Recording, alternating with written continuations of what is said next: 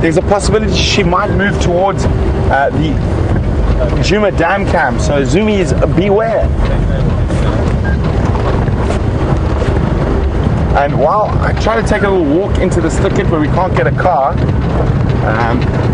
and in the middle of that thicket, we again came across something that Brian and I found on the bushwalk a few days ago. A fascinating little creature. A little grey, or the larvae of a little grey almost invisible moth, tiny little grey moths, parasitize the seeds of a tambouji tree. And I think in the US you have a similar thing, or same principle, but probably a different species of moth and a different species of tree. I think you call them Mexican jumping beans. And I've got some here. I'm just gonna stop where I can listen if these lions have a kill. They said she had a very, very big belly. She was last seen going into this thicket here, and Andrew and I have checked the whole edge of this thicket, so maybe she's further.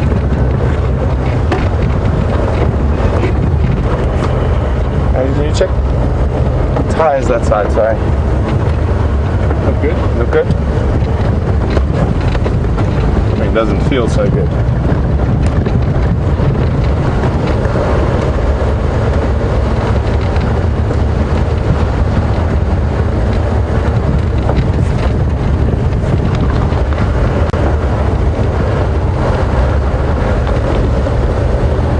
Sorry, something just doesn't feel right with the car. And the steering. But let's just get a little bit further.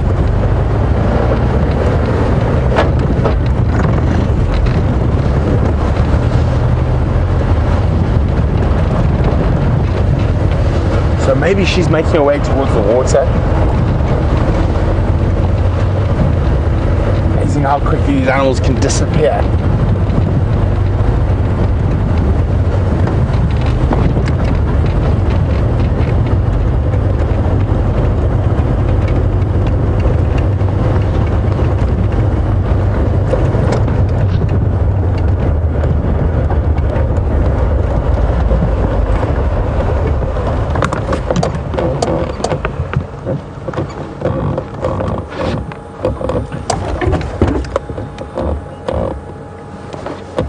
So, are they going to move?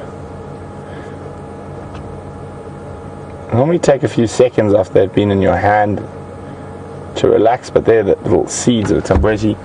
I'll show you, once they've jumped, I'll show you what they look like when they're together. Bit shy, these jumping beans. Maybe I should sprinkle some magic dust on them. Aha.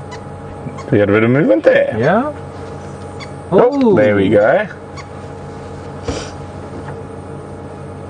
So basically what's happening is a little larvae inside there is jackknifing, so curling up and flicking its body to try and move it.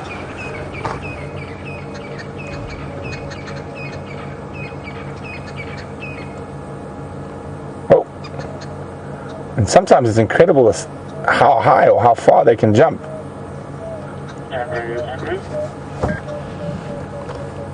There you go.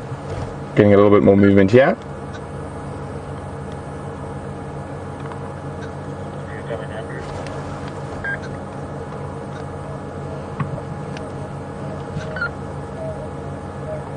Whoa. Is that a good one? That was a big one. Now they can actually jump quite far and quite high. Oh, there we go. It is incredible to watch.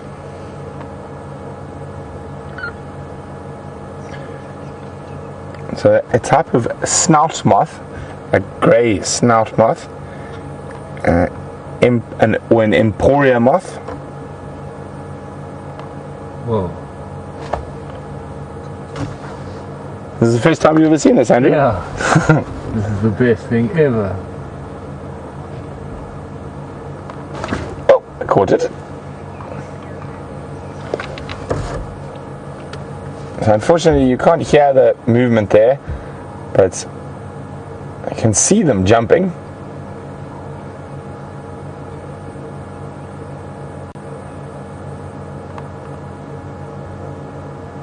Oh, I think this one's going to go next. Oh, he's almost jumped out of frame. He has jumped out of frame. He's out of frame.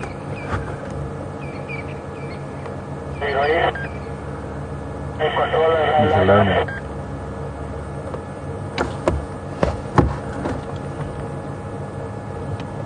Okay, well, let's carry on slowly looking for this lioness. I'm going to go check and I'll put these back in a drainage line where they belong. So if she doesn't go to the Djuma waterhole, she might go to the Gallagher. And so we're going to rush off and check there.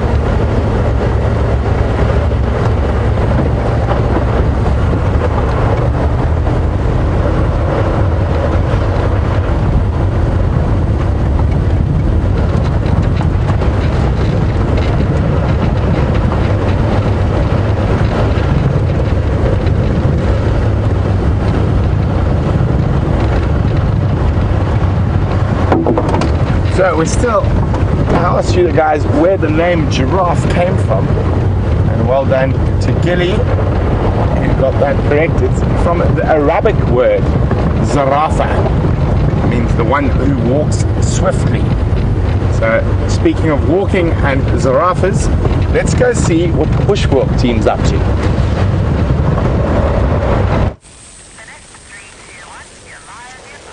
Hello everyone. It is after all a Sunday afternoon, and I find one of the best ways to while away a Sunday afternoon is to lie upon the grass and look up into the sky.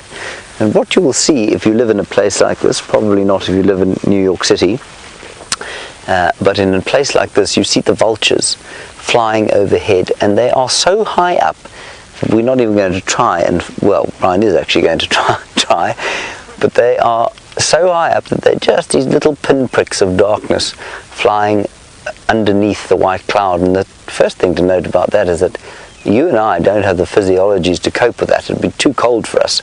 They're high enough for, I mean, they're much higher than an aeroplane that would go, that doesn't have a compressed cockpit. So it's astonishing that they're able to be up there and stay warm enough to function. But it is the most peaceful thing in the world to lie like this, a little piece of grass in one's mouth, watching the birds fly overhead. So if you happen to be in a place where you can get into this sort of position, I would heartily recommend it on the Sunday afternoon especially. Just be careful a little bit of the ticks. It is wonderful to... No, it's not. It is. Look, there's a little tick. No, it's not a tick, it's a little fly. It's a good idea to just check yourself for ticks, of course, after you've been lying in the grass. Otherwise you're liable to find them in your underpants after a couple of weeks, and that is an extremely unpleasant experience, I assure you.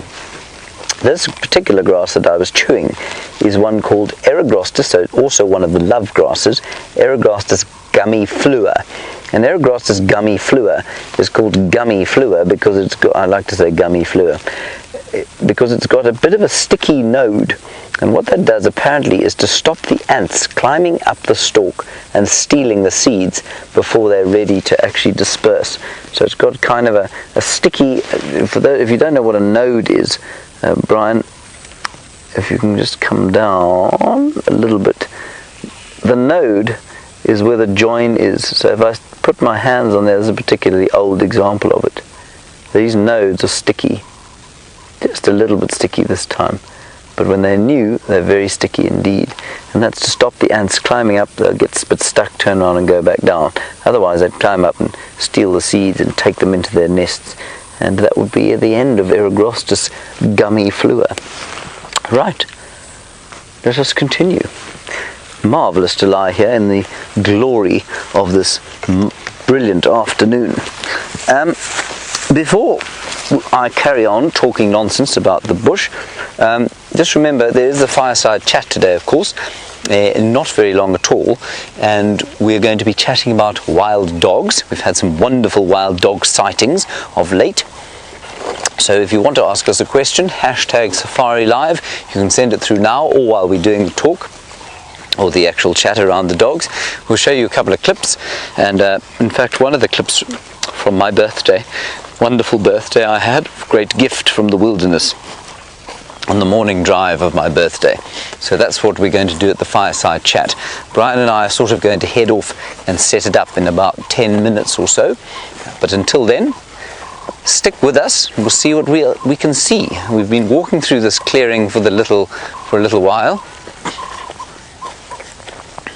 I have roughly of my proportions, walking along sort of off to the left hand side, and we were walking along in a drainage line, watching, trying to find the tracks, and the other chap was walking on top of the drainage line on the bank, and suddenly he said, "Pass up."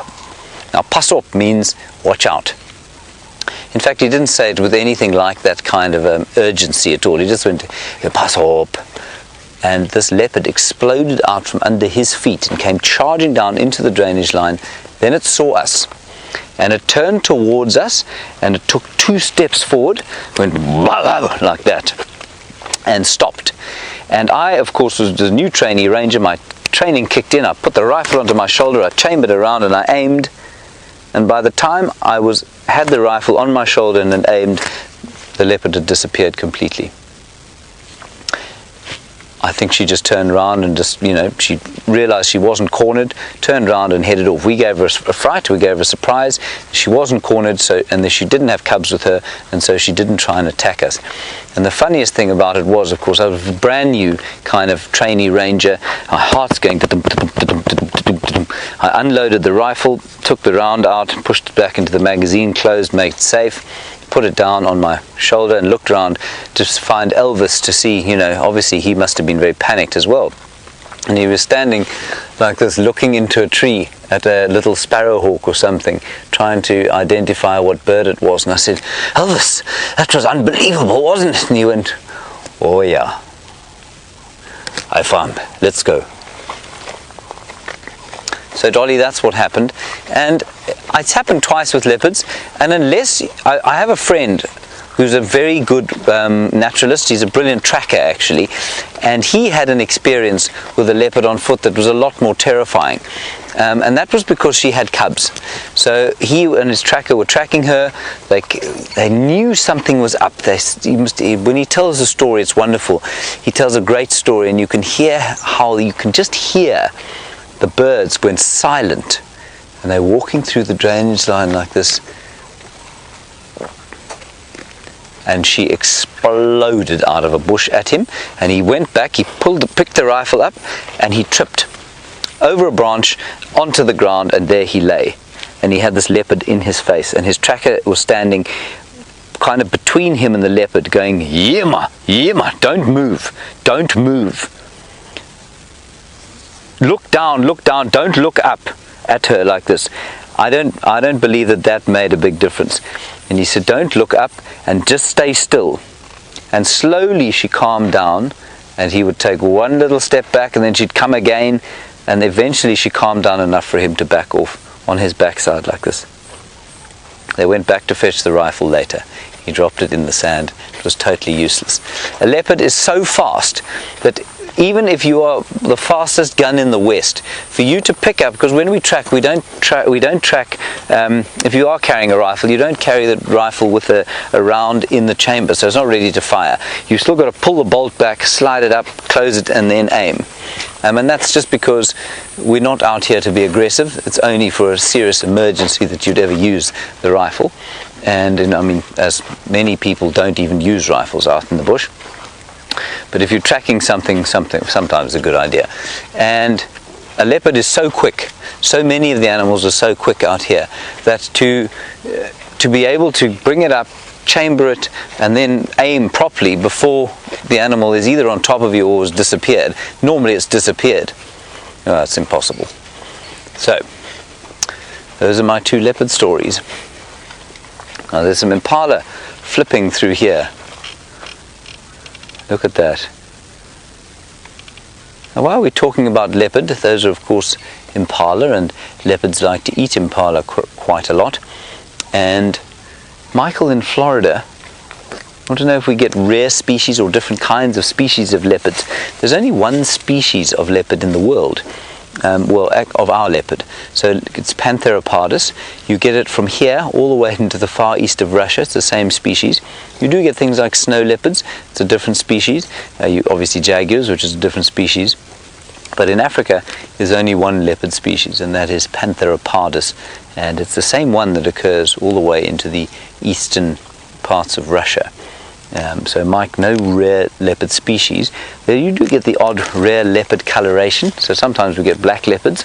That's quite unusual. Of course they occur up around, there's one or two up around Leidenburg, but I've never seen one. Very, very rare. But that's the same species, it's just like a different color of the same leopard.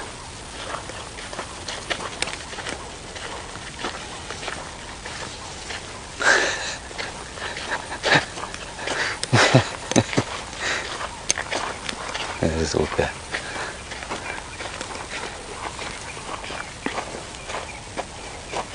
It was your footprint. I was looking for some tracks, and I saw these odd ones, and it was actually Brian's enormous size 12. Everybody, you don't often see Brian. There is Brian's footprint. You got it there? Yeah. There is my footprint next to Brian's footprint. That gives you an idea of how much larger than me Brian is. Now, Christine and Jennifer in Toronto, two interesting cat questions. We're heading back sort of towards our vehicle so that we can get ready for the fireside chat. So we're going to walk in that direction. You want to know about, I mentioned African wildcats earlier, and you want to know, are they feral cats that have gone wild? No, it's quite the other way around. Your domestic cat comes from originally the African wildcat, and they were originally domesticated by the Egyptians. They domesticated African wildcats many, many moons ago, and all cats came from them. Now, another part of that query that you've just asked me, and I'm not sure that I have an answer to it. You say when domestic cats go feral, they tend to form groups. Do they? Do they form groups that hunt cooperatively, or do they live in places where there is a lot of food, and where they actually maintain sort of individual spaces? I don't think that you will find that they'll form a cohesive prey unit where, like with lions, what they'd do is that if they were hunting through an area like this, they would immediately peel off from each other, and one would walk through there, and one would walk through there, and one would go be a backup over there. One would go around the side. I think you'd find that feral cats wouldn't do that at all, and they certainly have enormous fights. And also, of course, a feral cat is not in a natural situation, and so, yeah, I guess there could be there are probably no absolute social structures for them. But certainly African wildcats, unless they're with kittens, or unless they're about to breed, they will be totally alone. Oh, what a wonderful afternoon this is. Have a look at the sunset there, just going down behind some cumulonimbus thunderheads, and I'm sure in the mountains, if you were sitting in the mountains now, there would be a great storm brewing, some thunder, some lightning, and perhaps a wind carrying some rain. Sounds marvelous. Wonderful clouds. Such a magnificent time of year in South Africa. It really is, especially if you're on the high veld, which is on the mountains and beyond, or in the low veld here. Down in the Cape, not so much. Not a bad time of year, but it's really nice up here now. So if you ever come to Africa and you want to see animals and spend time in the bush, this is the right time to be here. The other thing that's going to start happening fairly soon is bushes like this, which is called a white berry bush, are going to start to get their little fruits. And I just find it so wonderful to walk through the bush. I think I've said this before, probably a few times. I love to be able to walk through the bush and find little things to eat. It's just such a rare pleasure that we don't get very often anymore. And you walk through and you find a little bit in the way of a marula fruit, or you find a guarri berry to eat, or one of these white berry bushes, and it's just really delightful to be able to do that. Right, on we go, apparently.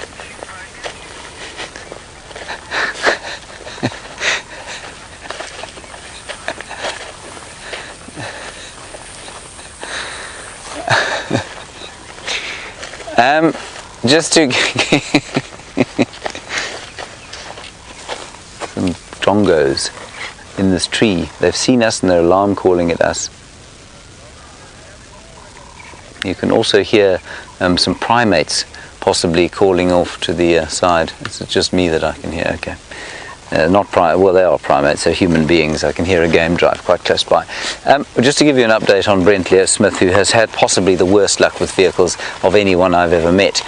And this is no aspersion on the way he drives, although he does drive, well, he drives in a sort of, shall we say, free fashion.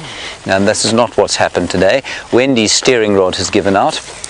He is now going to try and drive Rusty out. Good luck to him is all I have to say as far as that goes. But he will be with us as soon as he can. So for the moment, we will continue on our little walk. Very pleasant Sunday afternoon stroll that we're having through the bushveld here.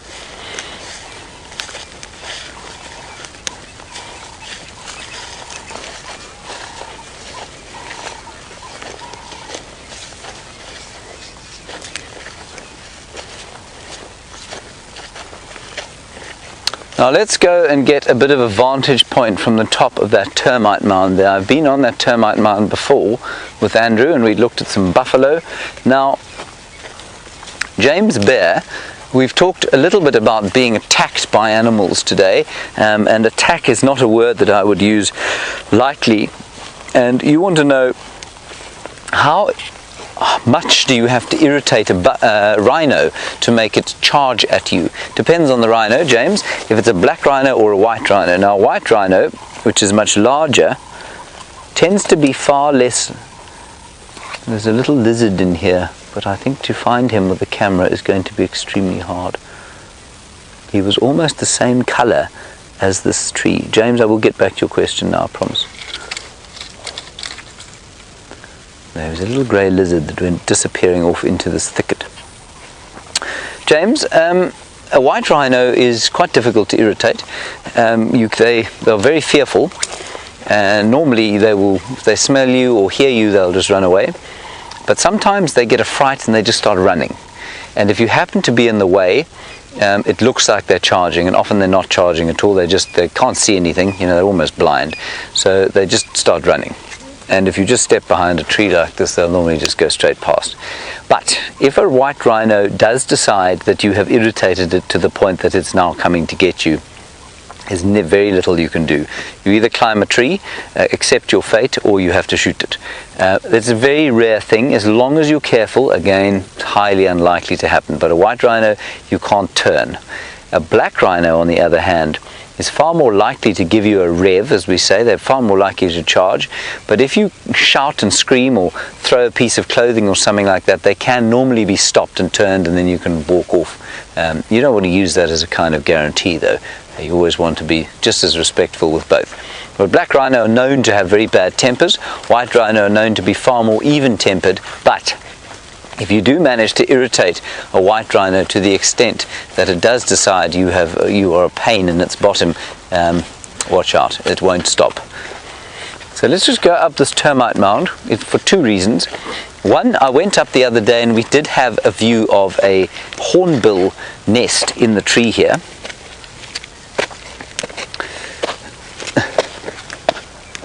We're not far from our vehicle, so we'll just quickly do this and hope that there he is. There is Brent Leo Smith limping home with Wendy. He sounded like at least 43 humans. I thought it was at least an enormous crowd, but it is just Brent.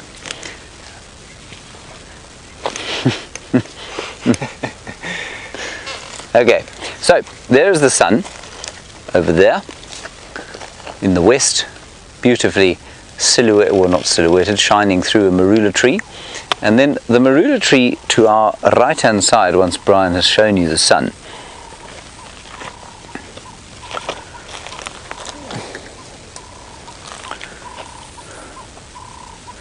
that marula tree here has got a hornbill nest in it, and I keep coming back to it to see if I can see the hornbills, and I've only ever seen them here once. I suspect, no, twice. I suspect it's a bit late, so that the male and female, which I think have finished raising their clutch, I think they will be around here somewhere, and perhaps the clutch is inside the nest there. And it's that little spot where the branch used to be. What's that called now? I've forgotten what that's called. What do you call it? There's a word, isn't there? Where a branch has come off a tree. There's definitely a word for it. So if you remember what that is, everybody, please can you try and send that through. My brain has failed me. But in that little spot there is a hole, a little slit. It's a little bit wider than it looks from the angle that we're looking at it. And there is a hornbill's nest in there, a little red-billed hornbill's nest. We'll just look around here. And we're pretty close to where we live. And you can see the final control over there with its aerial. And that's quarantine clearings just in front of it. Alrighty then. Alright, we're going to head back to the vehicle. We do need to go and prepare ourselves for the Chat de la Fireside. Brian, good luck coming down this. Thanks, Jim. Coming down this termite mountain. I'll stand here and catch you. Yes, come on then. How much do you weigh? About 86. 86 kilograms. Yeah, look, it's going to be difficult. I won't lie to you. There we go. Look at that. The man is an athlete. And for those of you who didn't know, Brian was in fact in the circus once. He was a trapeze artist. Amazing. Was that a fun time of your life, Brian? It was splendid. Splendid. Good. Learning experience. Yes, I'm sure. Certainly not one that many of us have had. No. So our little Mahindra, which is the vehicle we drive, is just over there, and we'll head towards that, and then we're going to go back towards the fireside. Look, look, look, look, look, look, look, look, look, look, look, look, look. Try it. There he goes. Sorry, everybody. That was a spider hunting wasp that Brian may or may not have got as it swooped past us. I'm sorry if that made you nauseous, but it's just quite fun to see. Here he comes. He's coming back. Yeah. You got him? I've lost him now. No, you can hear him though. We can hear him. He's going bzzz.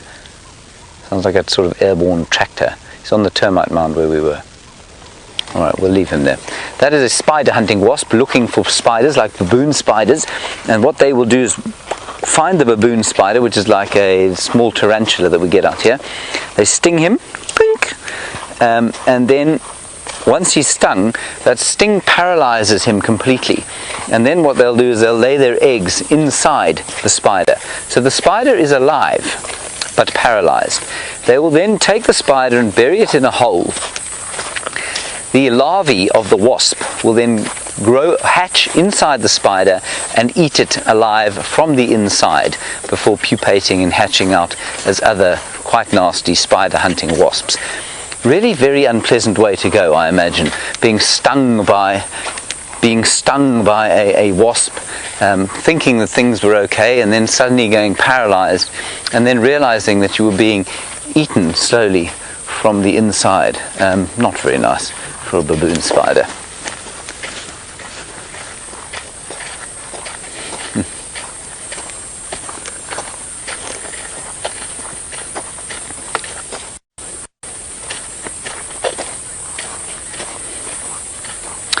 Question from Indiana about tarantulas. Now,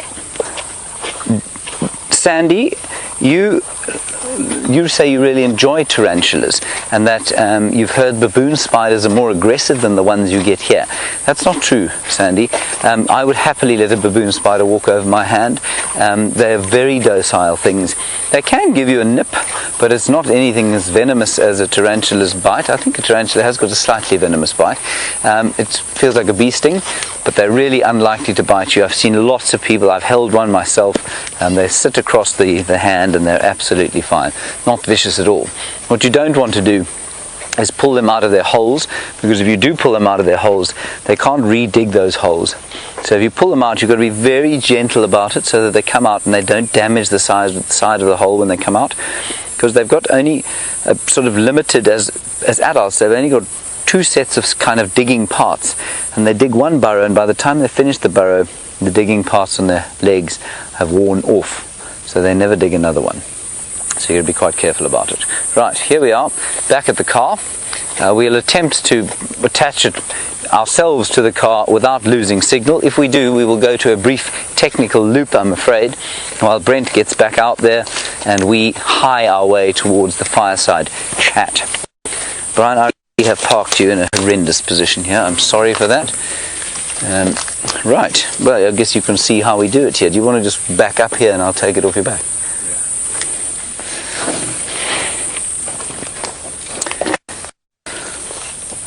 Okay, we're going to go to a tech loop while we do this. We don't think it's going to be possible to do without making ourselves look like complete morons. So we'll go to the tech loop and we'll see you just now. I think the reason we're seeing less leopards is that quarantine in Djuma, those young males have gone. They operated in quite a small area before they became completely independent of their mother's territory. So we used to see them a lot, and in that they used to often also find the other leopards that pass through, like Mvula and Karula.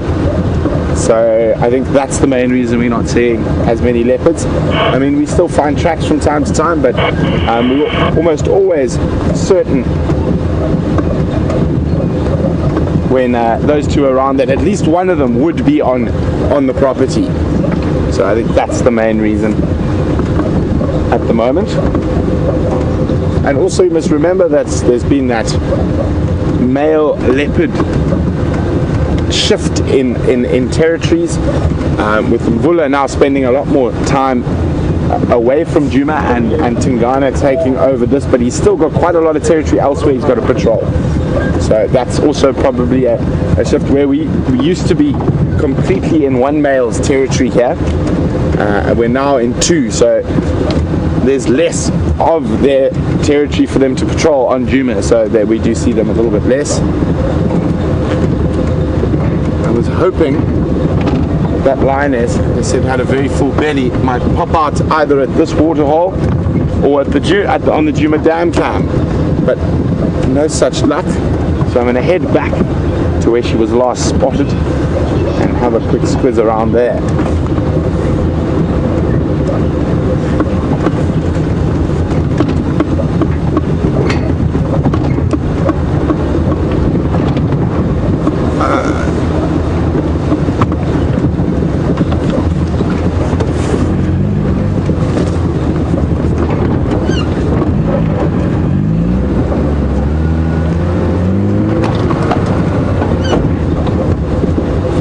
So no sign of the lioness here, no tracks.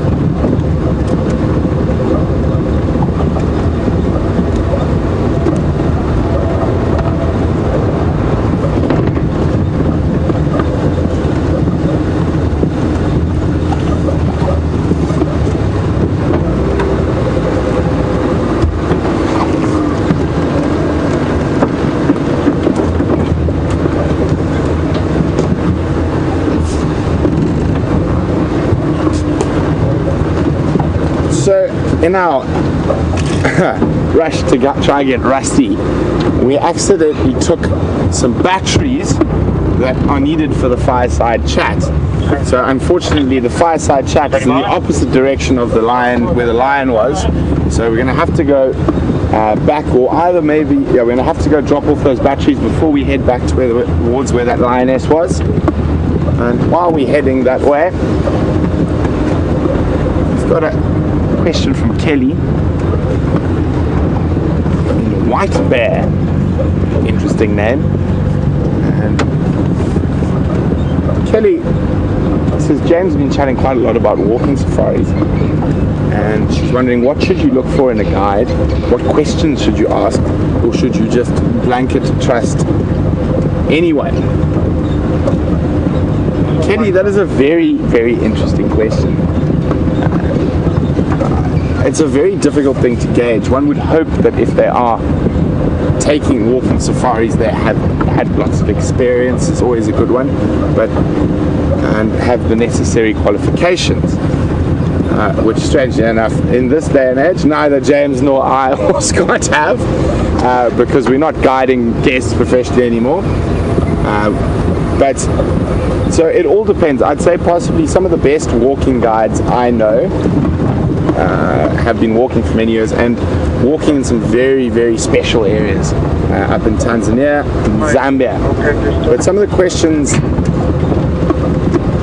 I would ask if I was a guest on a walking safari is, it's very difficult.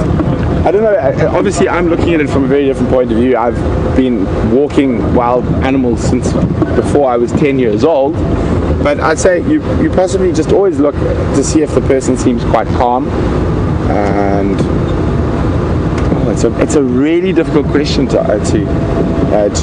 answer, because if you think about it, I've never really been in that position. But I would say generally, if you get a good feeling from someone that they're sort of calm and collected, don't look like they're going to panic in a situation, normally that's how I would judge it.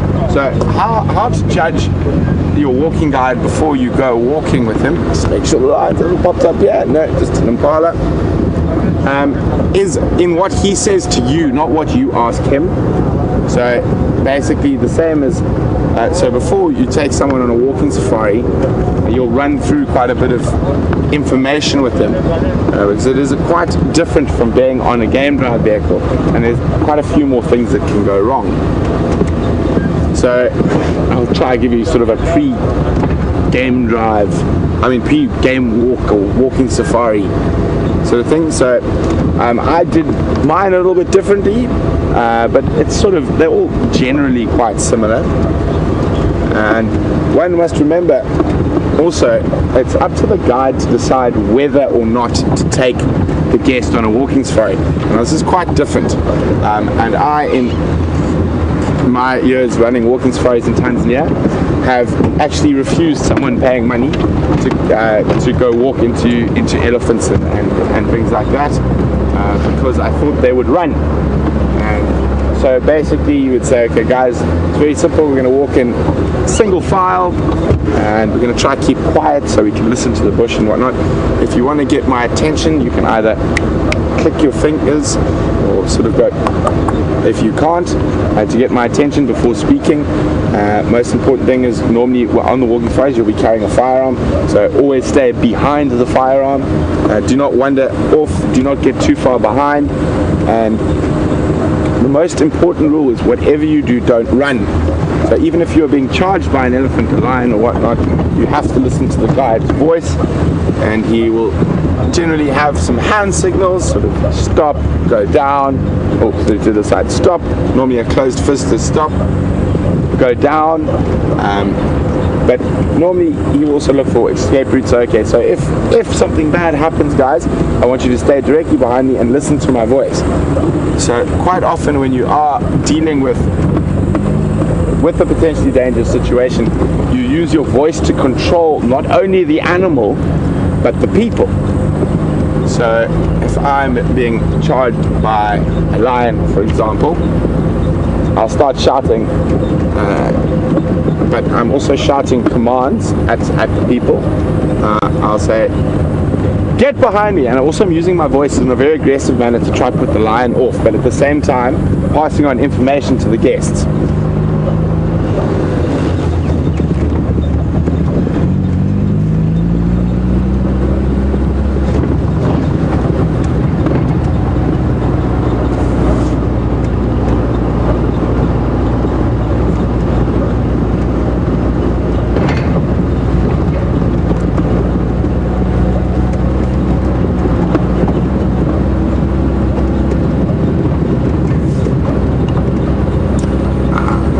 Continuing with the walking, we've got, Lynn is asking whether there's certain requirements needed for a person to be able to go on walking safaris. There we are, let's give them their batteries so we can go look for some lions. Hello. Sorry. No. Bye bye. Good luck to us all.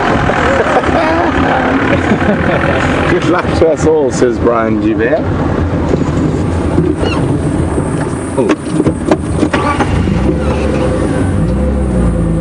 And now we'll be going back to from whence we have just come.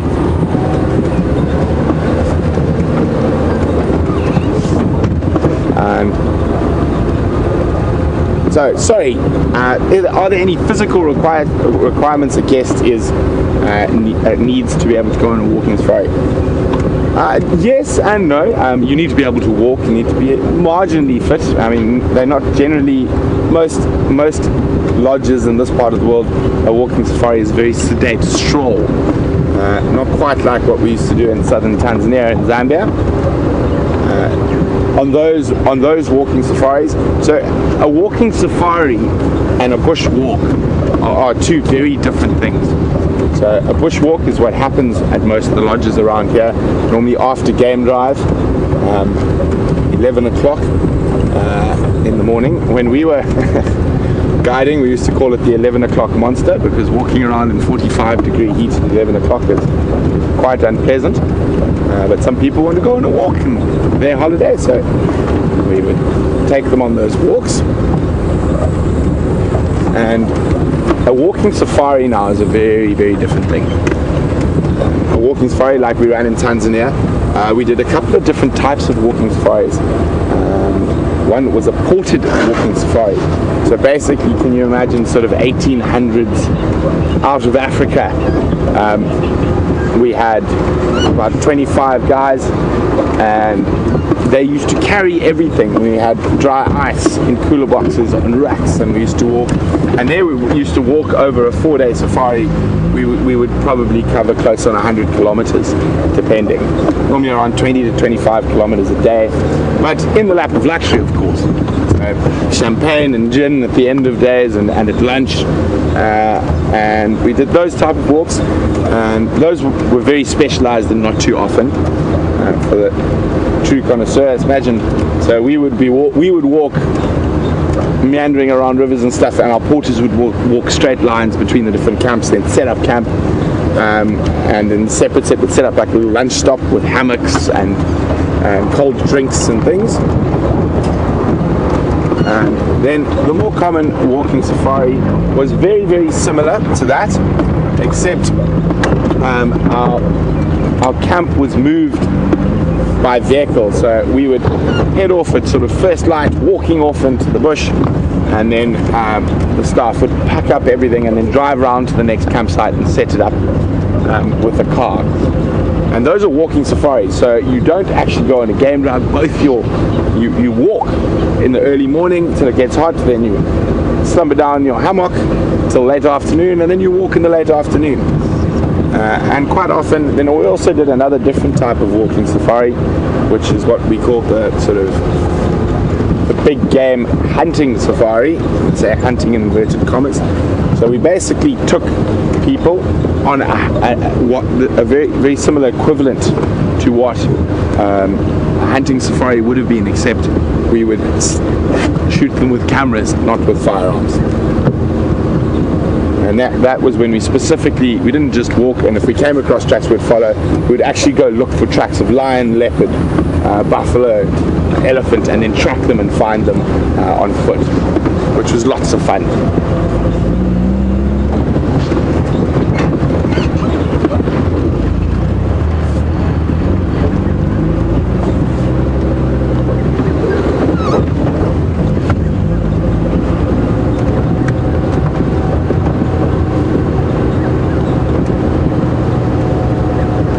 So we just drove past the Djuma dam cam, and there's some buffalo lying in there. And Oki from Oklahoma says, are they still pumping water into that little pan? It looks a little low this morning. Well, it's probably low because Eddie's been splashing in it, and the buffalo have been splashing in it, but they are pumping it still, yes. And it is one of the only patches of water around at the moment. Otherwise, on Djuma we only have 3 areas that currently have water.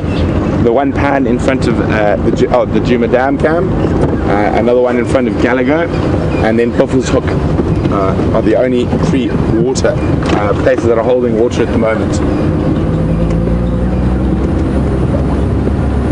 So we're now in the right area to start looking for lions again.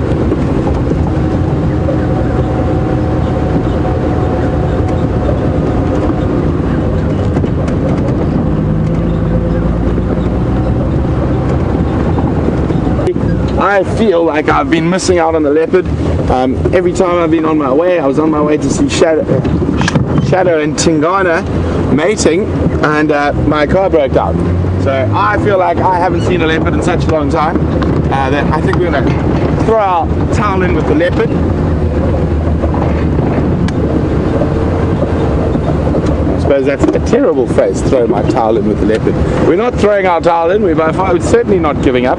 I think we're going to hedge our bets on the leopard.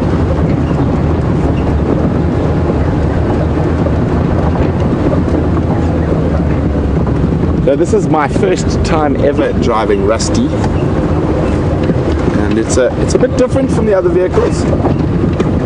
Very new springs and shock absorbers, which tends to rattle our bones a little bit. Mine, but really, with the cameraman must really have to hang on there. Those will get a bit softer as we use the vehicle. And not even a dent yet. Tusk. Definitely gonna have to rectify that. No character.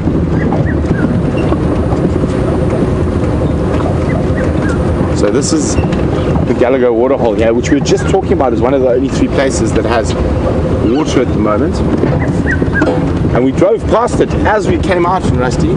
So maybe stealing those batteries by accident was a blessing in disguise, and it's going to put us in the right spot to find a leopard.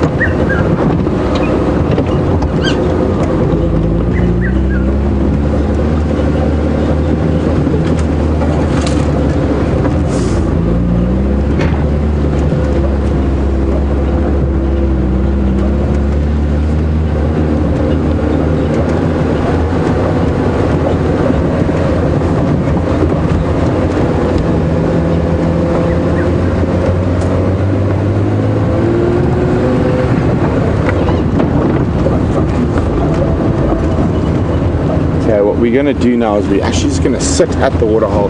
Hopefully that leopard calls again. I wonder who it could be.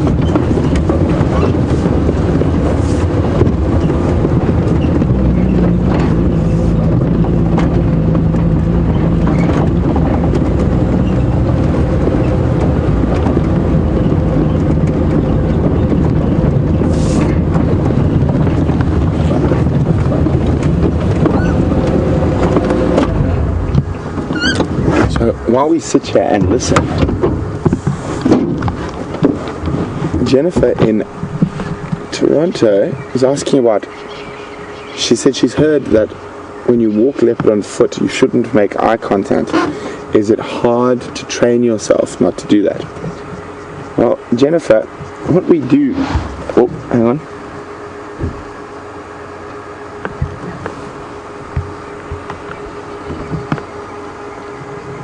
I heard a squirrel alarming up there. Right, I'm just going to move away from the vehicle slightly so I can hear.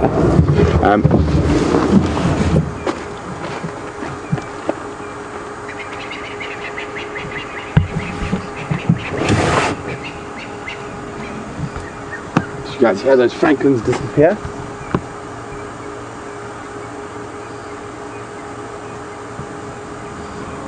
Let's go have a quick look there.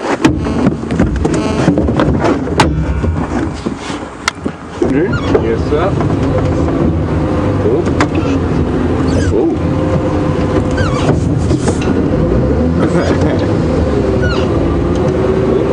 Just come sit on this corner. We have a tire in the air. These very springy springs.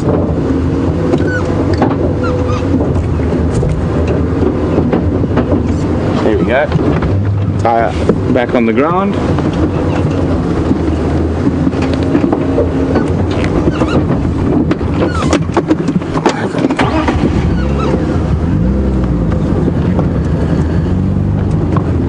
where those Franklin burst out of, right here. So let's see if I can see any tracks.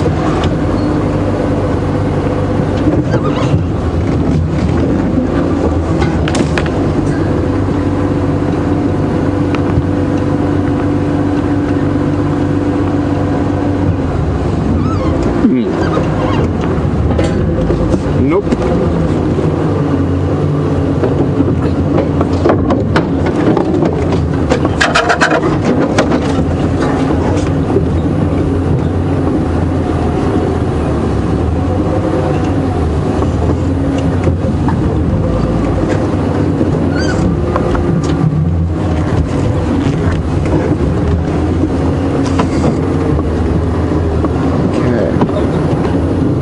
Nothing here just yet. Come on, Rusty. Wendy or Jigger would have gone straight up there.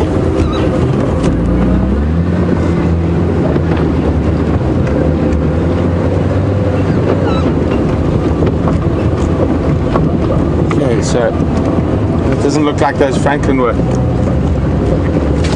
disappearing from a leopard. But remember, this whole area around Djuma and WildEarthTV is quite close to the dam camp. So guys, keep a listen out for any alarm calls towards the dam, or hopefully you'll spot it for me. Do my job for me.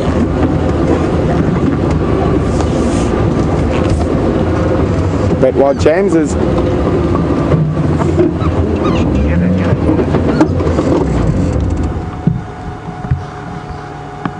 Sawing.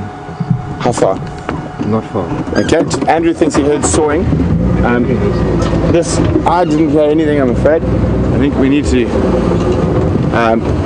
sort out some sound issues on young Rusty.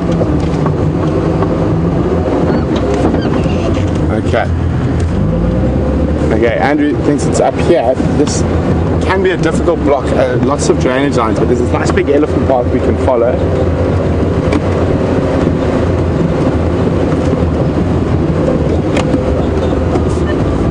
There's audio of Ingwe, just to the west of Gallagher Camp. I'm following up.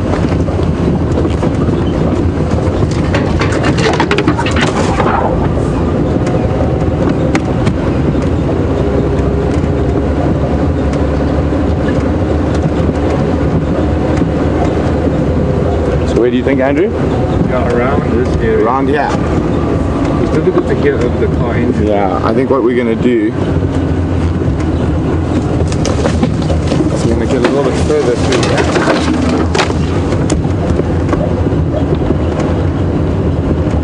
Where we can see down into the drainage line and around us.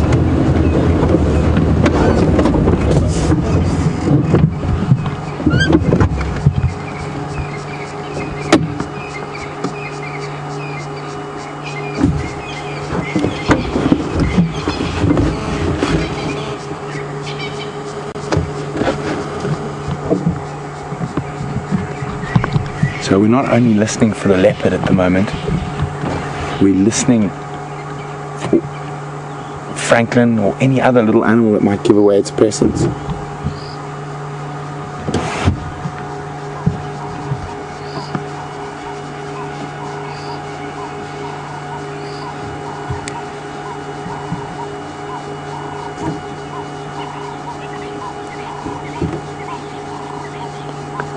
And there's the moon. And very nice and clear this evening. You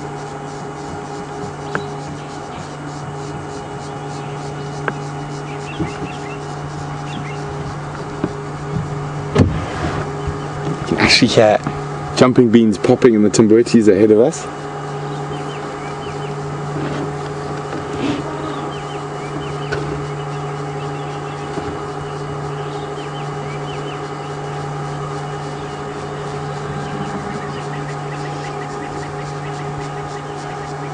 So on the topic of jumping beans that I can hear popping around me, Barbara from Melton is wondering, how do the little worms ever get out of the beans?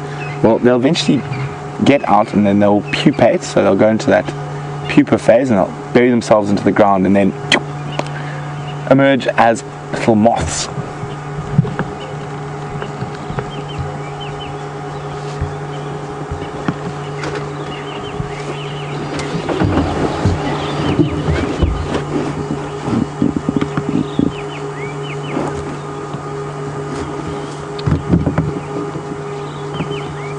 So Happy Cup wondering, would a leopard go after that lone buffalo calf that's at the Djuma, at the Djuma waterhole? So I'm just getting a bit of height so I can see a bit further around us. Come on, call again.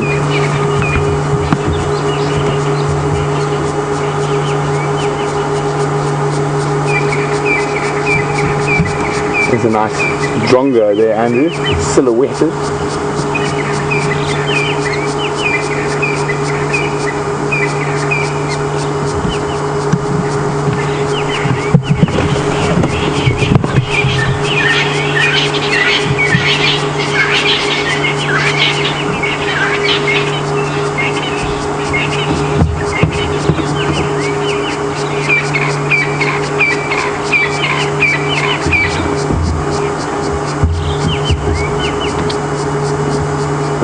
Unfortunately, there might be in these thickets that we can't even drive into.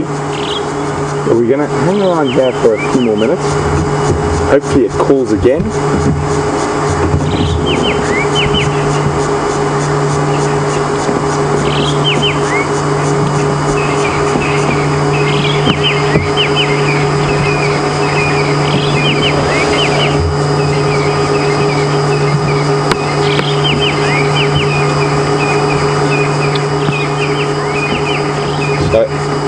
All these jumping beans everywhere. Ollie from United Kingdom is wondering, surely that movement attracts predators. So don't quite a few of them get eaten? I'm sure a few do, but literally when they do hatch, there are thousands of them. They invade whole sort of groves of trees, and I think just sheer force of numbers.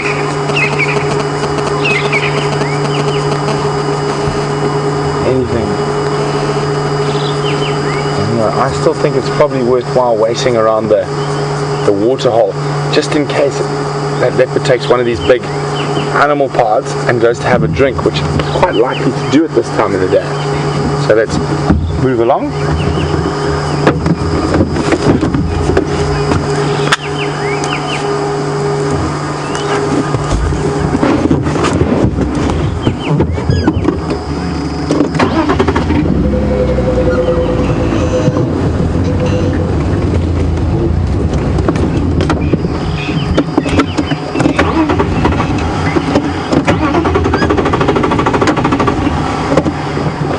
Looks like Rusty's playing its same trick it likes to play on James.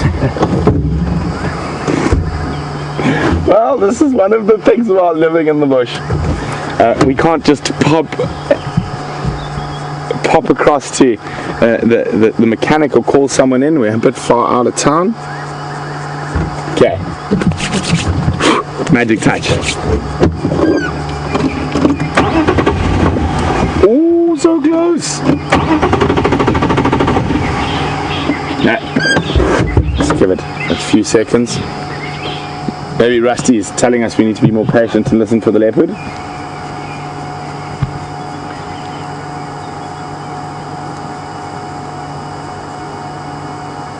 And we will show you the moon.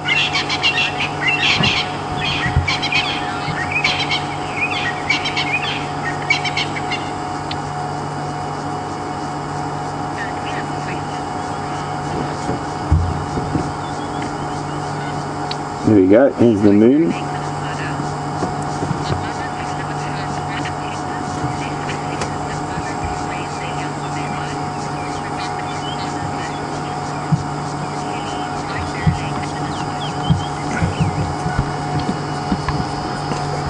So, while we are temporarily unable to move from this position, Kelly, who's in White Bear Lake, Minnesota, and would like to know, are animals that live in herds more protective than animals that don't over their young. So take an impala versus giraffe. Impala and giraffe are not very good examples. They actually are both herd animals. They also have very different strategies of protection of their young. A giraffe would very much defend its young, it's big and it's capable, whereas an impala would just try to get out of the way. They are very successful impala because they breed so well. See that? Oh, what was that? Andrew, down here. Oh, no, don't worry. Okay, come on, Rusty. So close. Seems like you got to get it on that first little thing. I'm going to relax for a little bit. And hopefully Rusty's right and the leopard walks straight into us. And that's why it's not letting us move. But lots of different animals have very different sort of strategies for looking after their young. But generally your bigger animals will be more protective because they can afford to be more protective. Buffalo, hippo, elephant, giraffe, they also carry the young for a much longer time, so there's a lot more invested in it. So, and the thing is, an impala can't really do anything to a lion and leopard if it grabs its young, whereas a giraffe, right here. Rusty, you were right. Coming towards us, hopefully. That's literally right here, just on the other side of the drainage line. Some lights on maybe. Yeah, I don't think we're going to see him yet. He's just not quite there. Oh, I don't even know where the buttons for the lights are. Oh, there we go. Oh, buttons. Buttons, yay. I like buttons.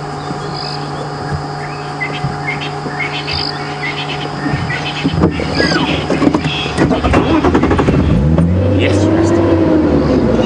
Okay, let's see if we can get him there now.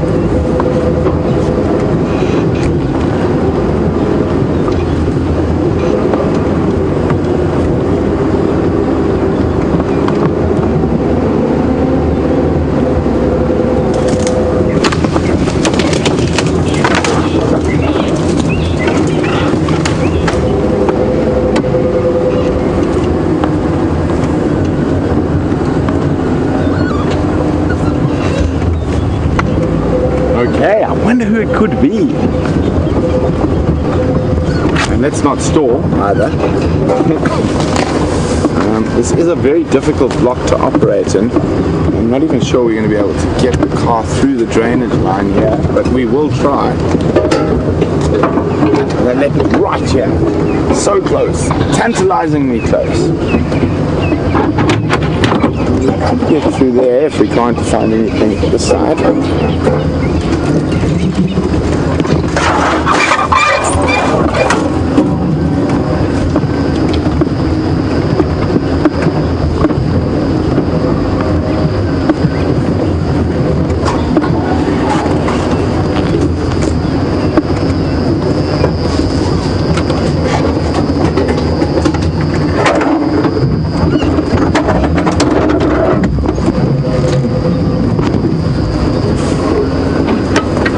Okay, that side, Andrew. I want to miss the stump? Yeah. There you go.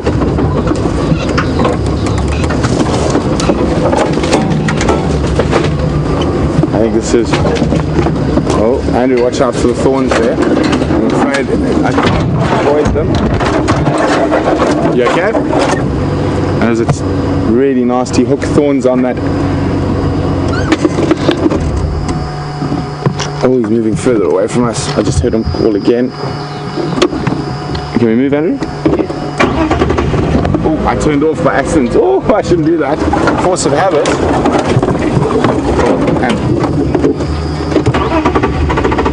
Oh no. And that time I didn't actually turn off. It sounds like right here and we're stuck again.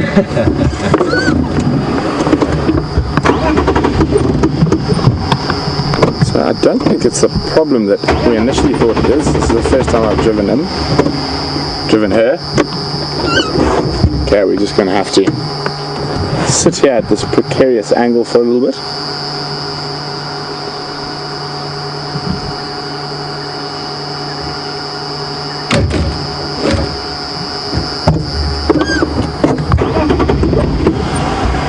So engine is turning over. It just sounds like it's just not getting enough fuel in that initial bit there. I think we're going to have to get hold of Jamie, see if she can fix it by telling us what to do.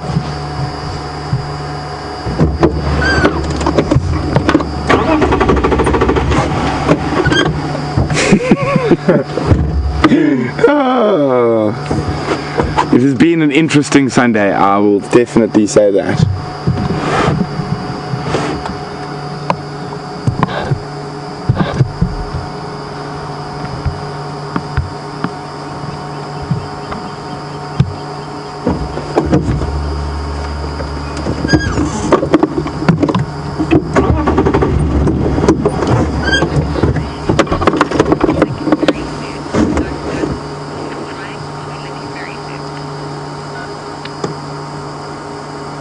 So I think we're going to have to be it seems to be if you let the engine stay cool for a bit, it clicks over.